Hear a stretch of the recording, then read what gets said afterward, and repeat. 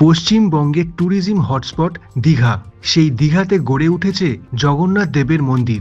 এখন দীঘায় বেশি ভিড় হচ্ছে এই জগন্নাথ মন্দির দর্শনের জন্য। বর্তমানে দীঘায় আসলে জগন্নাথ মন্দির যাচ্ছে না এমন কেউ নেই বললেই চলে। চলুন এই ভিডিওর মাধ্যমে ঘুরে দেখাবো দীঘার জগন্নাথ মন্দির, সাথে জানাবো এই মন্দিরের সমস্ত তথ্য, কখন খোলা থাকে, পুজো দিয়ে প্রসাদ পাবেন কিভাবে, সঙ্গে বলবো ছোট্ট একটি ইতিহাস। নমস্কার, আমি উত্তর কলকাতার অরিত্র। সপরিবারে মা বাবার সাথে চলে এলাম দীঘার জগন্নাথ মন্দিরে।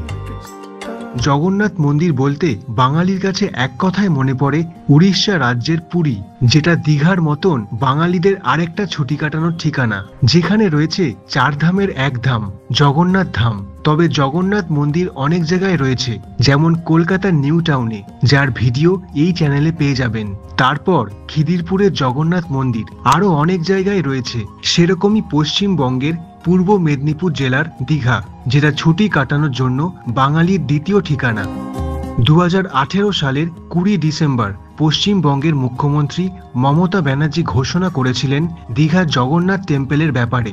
জমি জায়গা নিয়ে প্রথম দিকে একটু সমস্যা ছিল পরিবেশগত সীমাবদ্ধতার কারণে। তারপরে দীঘা শঙ্করপুর ডেভেলপমেন্ট অথরিটি দীঘার রেল স্টেশনের একদম পাশেই 20 একর জমি দেয় এই মন্দির নির্মাণের জন্য।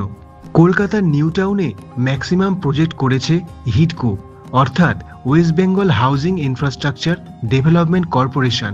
সেই হিডকো এই জগন্নাথ মন্দির প্রজেক্টের দায়িত্ব নেয়।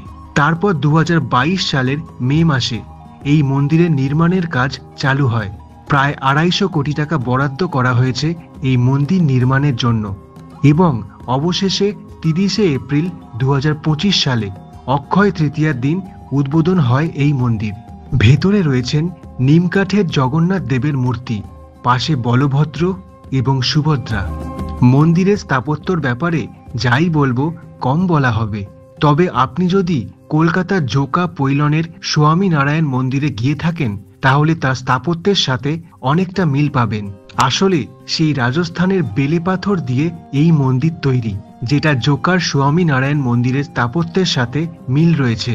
বেলে পাথর হচ্ছে স্যান্ডস্টোন, এটা রাজস্থানের বংশী পাহাড় থেকে আনা হয়েছে। বেলে পাথর দিয়ে এই স্থাপত্য কীর্তি। মূল মন্দিরের উচ্চতা 213 ফিট অথবা 65 মিটার। এটি কলিঙ্গ আর্কিটেকচার স্টাইলে তৈরি করা, তাই দেখে মনে হয় যেন পুরীর জগন্নাথ মন্দির। কিন্তু না, সেটা আমাদের বাঙালিদের ভুল করলে চলবে না। পুরীর জগন্নাথ ধামের কাছে কোনো জগন্নাথ মন্দিরের তুলনা করাই উচিত নয়। মন্দিরের ভেতরে এবং বাইরে মার্বেল ফ্লোরিং দেওয়া হয়েছে, যেটা ভিয়েতনাম থেকে আনা হয়েছে।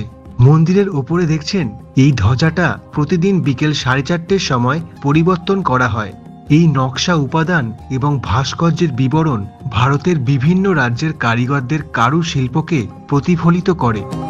ওল্ড দীঘা থেকে নিউ দীঘা যাওয়ার যে রাস্তাটা রাত্রিবেলায় লাইটিং দিয়ে সাজিয়েছে, মনে হয় যেন এক উৎসব চলছে। সত্যি দীঘায় আসলে এখন এই জগন্নাথ মন্দিরের জন্য উৎসবেই পরিণত হয়েছে। ওল্ড দীঘা থেকে মন্দিরের দিকে যাওয়ার সময় বাঁদিকে দেখলাম একটা বোর্ডে লেখা আছে মাসির বাড়ি। এই আমরা ঢুকে গেলাম চৈতন্য গেট দিয়ে। মন্দিরে ঢোকার মূল দুটো গেট রয়েছে। একটা মেন গেট, যেটা দীঘা মেন রোডের ওপরে। এখানে গেটের বাইরে পাশে জুতো খুলে তারপর ঢুকতে হয়।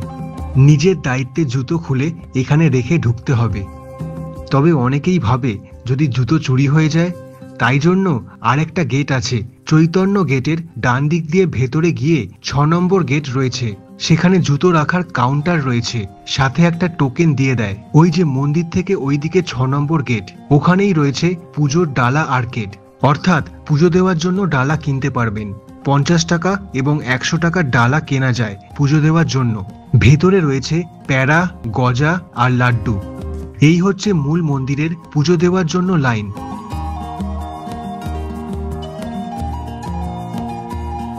পাশে গর্ভগৃহ। এখানে আপনি আপনার দক্ষিণা এবং পুজোর ডালা দিয়ে প্রসাদ গ্রহণ করতে পারবেন। যারা হাঁটতে পারে না এবং যারা বয়স্ক, তাদের জন্য হুইল চেয়ারের ব্যবস্থা রয়েছে 6 নম্বর গেটের কাছে। গাড়ি পার্কিং এর জায়গাও আছে সেখানে। মন্দির খোলা থাকে প্রতিদিন সকাল 6টা থেকে দুপুর 1টা পর্যন্ত, আবার বিকেল 4টে থেকে রাত 9টা পর্যন্ত খোলা। মন্দির কমপ্লেক্সে 500টারও বেশি গাছ লাগানো হয়েছে। মন্দির দিয়ে ঢুকেই দুই সাইডে রয়েছে 6টা বাতি স্তম্ভ। রাত্রিবেলার আলোকিত দৃশ্য যে কাউকে বাকরুদ্ধ করবে। মূল মন্দিরে ঢোকার মুখে অরুণ স্তম্ভ, যেটা জগন্নাথ মন্দিরের সান পিলার বলা হয়। জগন্নাথ মন্দিরের মূল মন্দিরে পৌঁছতে গেলে 4খানা দুয়ার বা দরজা পেরিয়ে যেতে হবে। এটা হচ্ছে প্রথম দুয়ার।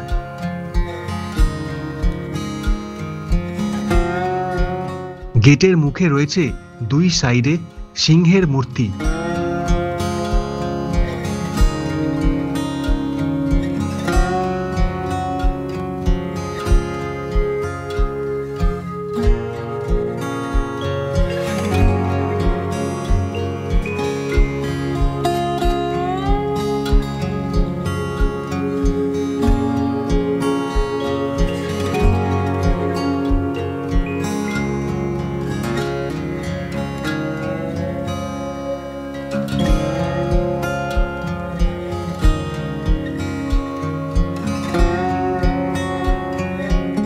প্রথম দুয়ারের দুই পাশে রয়েছে পদ্মপুকুর, খুব সুন্দর লাগছে।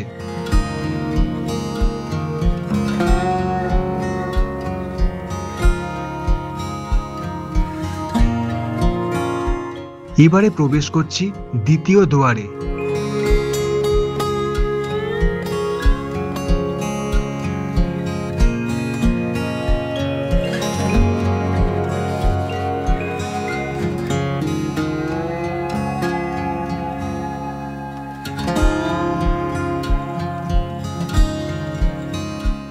দ্বিতীয় দুয়ার থেকে বেরিয়ে এবারে সামনে দেখলাম তৃতীয় দুয়ার। এটা বর্তমানে বন্ধ আছে।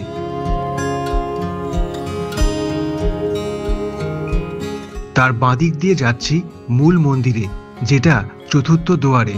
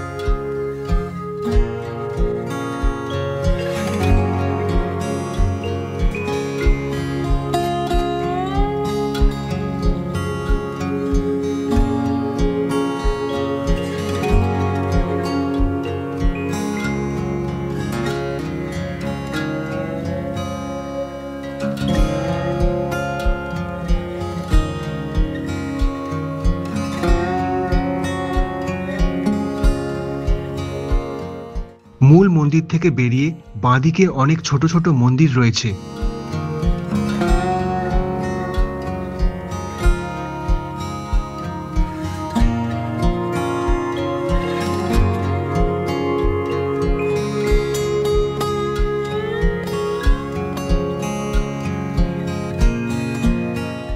মন্দির চত্বরে এরকম কালো সিংহাসনে অনেক দেবদেবীর মূর্তি রয়েছে।